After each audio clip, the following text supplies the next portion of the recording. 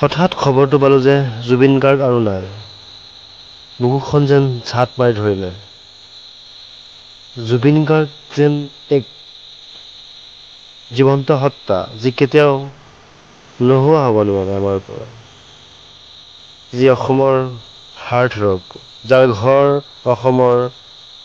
অসমৰ প্ৰতিজন লোকৰ হৃদয়ত, যি ছিংগাপুৰত আজি 2:30মান বজাত ভাৰতীয় সময়মতে স্কুবা ডাইভিঙত তেখেতৰ হৃদযন্ত্ৰ স্তব্ধ হৈ যোৱাৰ ফলত তেখেতৰ শেষ নিশ্বাস ত্যাগ কৰিবলগীয়া হয়।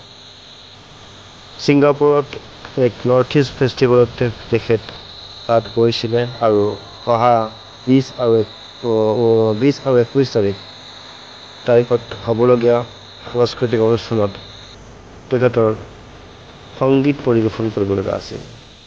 আৰু যিয়েই নহওক, এজন জীৱন্ত সত্তা, যি সদায় দেশৰ হকে, মানুহৰ হকে, যি পীড়িত লোকৰ হকে কাম কৰিছিল, মাত মাতিছিলে, যি জনতাৰ বুকুৰ মাজত আছিল, যি অসমৰ যুৱ প্ৰজন্মৰ এক উজ্জ্বল নক্ষত্ৰ হিচাপে আছিল, যিয়ে দুখিত জনতাৰ মাজত সাহস হৈ থিয় দিছিল, যিজনে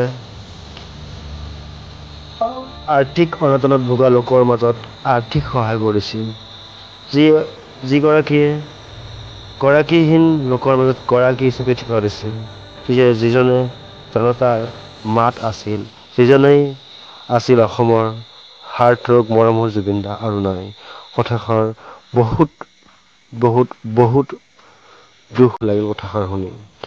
আৰু এনেকুৱা বিশাল অন্তৰৰ মানুহ এক সাংস্কৃতিক মঞ্চত আৰু নোলাব।